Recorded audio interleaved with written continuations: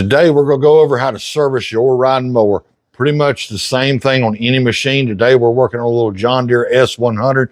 This one's in for its first service, only 43 hours. And as you saw, already a flat tire. I'm going to show you how to fix that tire. This one's got a little single cylinder Briggs & Stratton, which is on all kind of mowers out there. We're going to even show you a secret grease fitting on these that most people miss. Yep, it's even getting some brand new blades. Welcome back to Rayleigh's Small Engines. I'm T-Bone, your Get to the Point channel. First thing we got to do is fix that doggone tire. It needs shoes. I need shoes. Get it right up in your eyeball. I just got a screwdriver and a little pick tool, heat gun. Let's pull this rim off. What I'm gonna do is heat this cap up. Sometimes they'll pull right off, but some of them won't, especially when they're older. But if you just warm this thing up, they'll usually just slide right off. Do the same thing when you put it back on.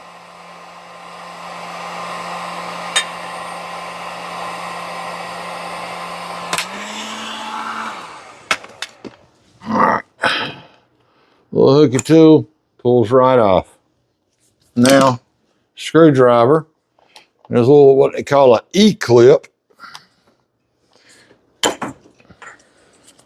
You're not going to see these black gloves. How about that? And a washer. Don't drop it in the dirt. Then your rim slides right off. So some soapy water.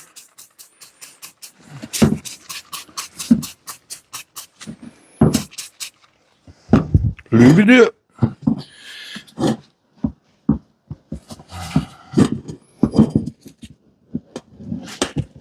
Sometimes you can just push these right on. Sometimes you can't. Sometimes you feel like a nut. Sometimes you don't. I think I'm about to feel like a nut. Just like that. All right, now we've gotten that far. I'm going to show you a little secret tool. Some little vice grips. Push that thing over like that. And I've got a piece of rubber hose right there. And what that's going to do is keep me from scratching this man's rim all up. Now, so you know, I'm on a roll cart and it's not bolted down.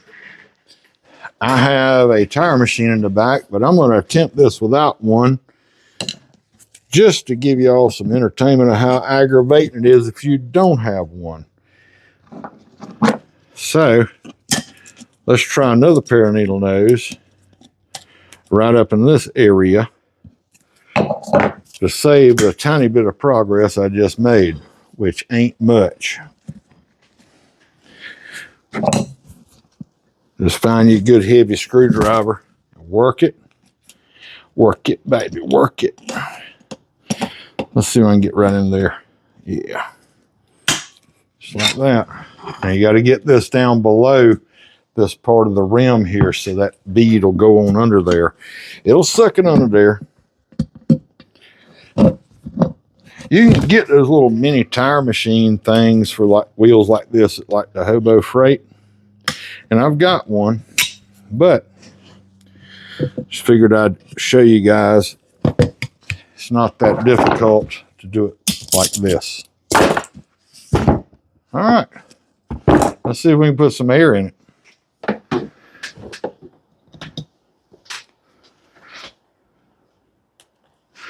Now, if you'd like, I'll put a link to this little air gauge right down in the description. What we need to do too is find out why did it go flat. That's 14.5. I'm gonna go up a little more. These tires are supposed to be at 14 pounds on the front. Let's be sure that our bead is seated all the way around on both sides. It appears that it has. Now let's see if we can find a leak. Common places around the rim, valve stem, valve core. I don't see any extra bubbles yet. Let's try this side. No bubbles yet. A little leak somewhere, maybe. Heck, as near as the machine is, they might not have aired the doggone thing up from the factory or from the place he bought it. Who knows? He could have got a sticker, you know, a little sticker of briar. Sometimes they'll go through these little tires. There's not much to them. Let's let it sit for a little while, see if we see any bubbles come up. Well, looking around the tire here, I'm not seeing any signs of any bubbles or anything. Let's flip it over. Nothing bubbling up. Well, it's the next morning. Let's see how much air we got in the thing still. 16.7, I think that's what we had last night. Maybe it's not leaking. I don't know. Let's get it back on there. Alrighty then. So, some people know, some people don't. Slide our washer back up on there. Pair of pliers. And this E-clip. I know my hand's in the way. I'm just going to pop it right there. Take my pliers. And snap. That's back on. Now all I'm going to do, just warm this back up. I got the air conditioning on in here, so it's like 72 degrees in the shop. We'll warm it up a little bit, is all you need. And slip this right back up on there. Like brand new. Let's at least wipe some of this grease off of here, huh? Make it look more good or prettier. Oh yeah. Let's put a cap on there. Keep the dirt out of there. Now there's a couple things I want you to be aware of and watch on your machine. This one is new and no issues yet, but always look around your valve cover and whatnot. Look for any oil leaking, especially around the oil filter. And if you see it starting to leak, your oil filter, maybe it's loose. I've seen a lot of them loose from the factory and they'll start leaking oil. Now moving around to this side, your oil drain in there, this particular style is not bad about leaking. I'll show you another one that is famous for leaking oil everywhere. Now, if you have this style, these are bad. They'll be loose and leak. This is a replacement one from Rotary. Now, what you can do is take yours out, go to the hardware store and get you a piece of pipe and a cap and fix it just like the one on this John Deere.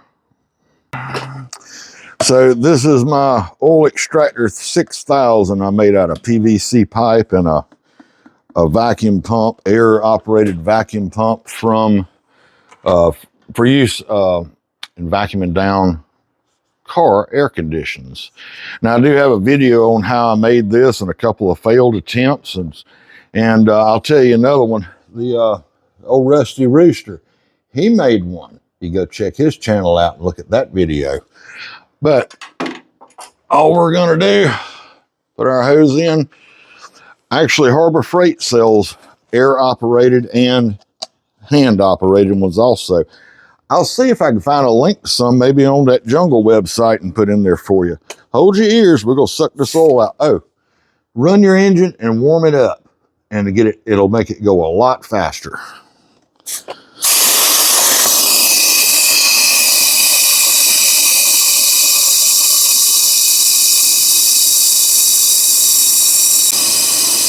See that hose start jumping now? Done sucked it all out of there. Right off the bat. Stick your funnel in there. That way it'll remind you that this thing does not have oil in it. Let's go do the filter. Got an old Gatorade bottle laying around. These are really handy. No mess. Well, it'll reduce it. I somehow still tend to make a mess.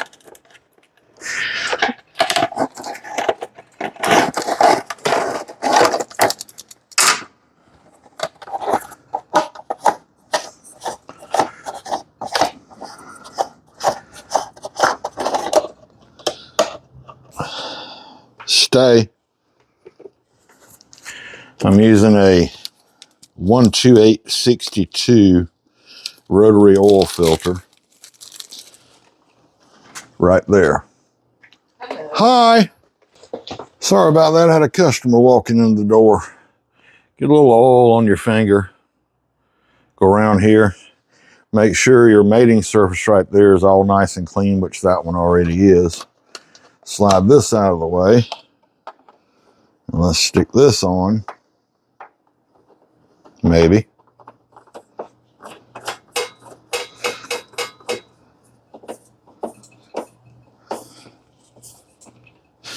And somebody's going to say, I'm going to tell you, I tighten these on up just a little bit. That's plenty right there. I see so many of these filters leaking because they're loose after the vibration on the engine. One more thing I like to do, I just use a gray Sharpie and I'm going to write the hours and the date, 6/24. That way you'll know the last time it was changed. Now, let's get to that fuel filter. We're going to put on a rotary 10352. See, I've wrote the hours and the date down, and make sure you pay attention to see the flow. Well, if I had it the right way, but I highlighted that so you could read it. But make sure your flow is going the proper way, like this. Now, I'll clamp this off. This is a fuel pump model, so unless that thing is really, really full, which this one is, the gas will still leak out. I generally come up here to the fuel pump on this style, just so it's so tight and you don't want to take a chance on breaking this. So, because I really don't want to have to buy the man a fuel pump. I'm going to pull my line off right there. Then we can get it down here where we can work with it. Let's pop our clamps back.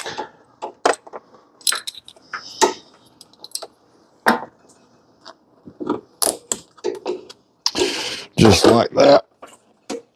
Give it a little twist. Give that a little twist.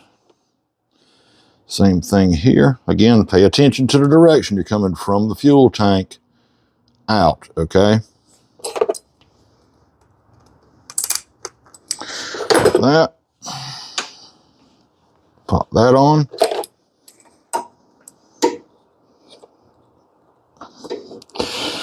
Slide the old clampulator up. Right back up in here just like it was. Nice and simple.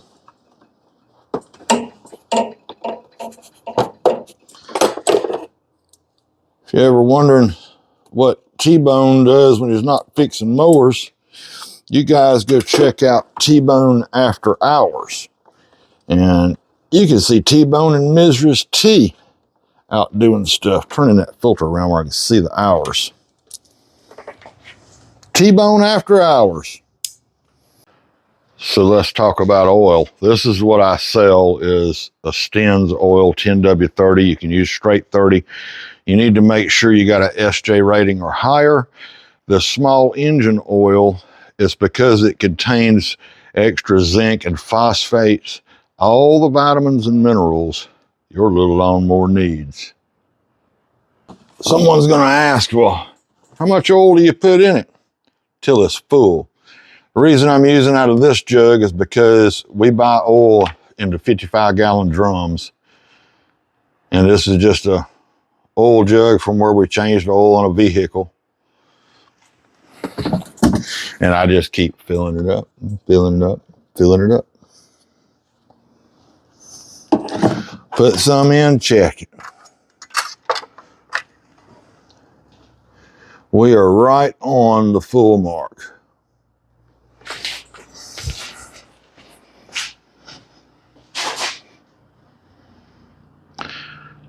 See, can you see there? Right on the full mark. I'm gonna go just a scunch above, just a little tiny bit, and what that's gonna do, allow for the oil filter.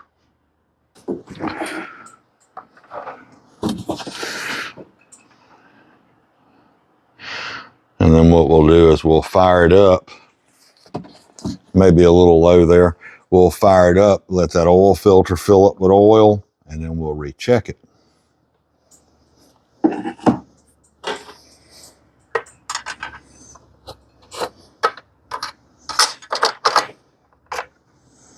Next up, let's check out this air filter. Not terrible, but I know I'm not going to see this machine for another year, so he's getting a new one. So in this case, of course, rotary, 13644 air filter. I'm going to do the same thing on the air filter. What was it, 43 hours? 624.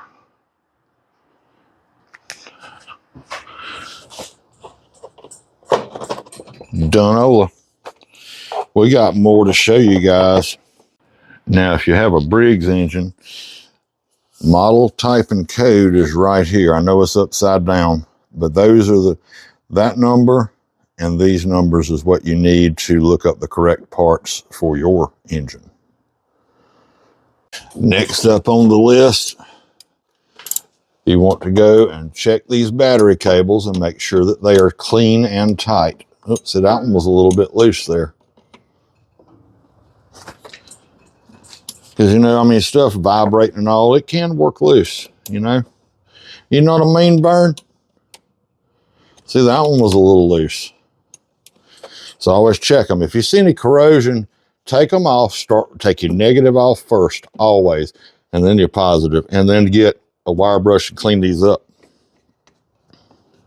Now, since this machine only has 40-something hours on it, I'm not going to put a spark plug in it, but generally every full season, go ahead and put your new plug in there. Don't go get one of those auto light or any of that stuff. Put your NGK or a Champion in there. All right, so the next thing we want to talk about here is going to be grease fittings. Get your rag and wipe them all off nice and clean. Now, there is a secret one on here that I need to show you guys, and it's right there. Make sure you grease that, because that is what your side-to-side thingy, my bob, hit you, mo. Yeah, don't forget, go over to T-Bone After Hours and subscribe to that YouTube channel. Same day that this video is coming out, we put out a Mrs. T garden video on that channel. You have to check out Mrs. T.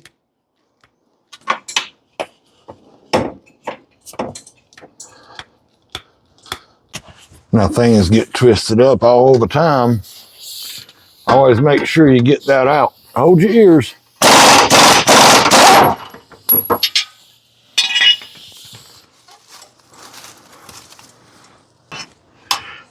Make sure your splines are lined up correctly. Another thing to take note of, the washer is concave like this. That's your blade side. The outer edge of that is your nut side. So let's just pop this up here. See, it locks in on the spindle.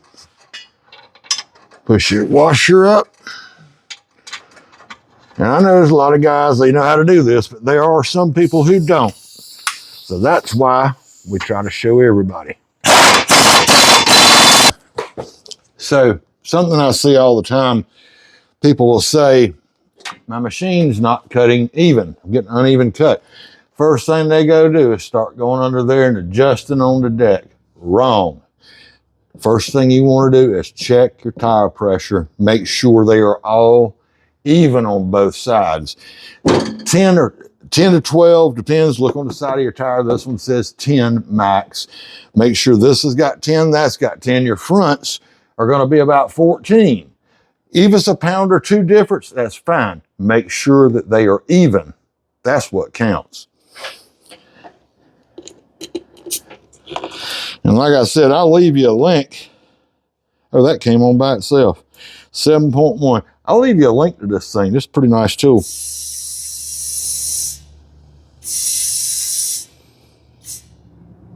Perfect. One more thing for y'all to take note of.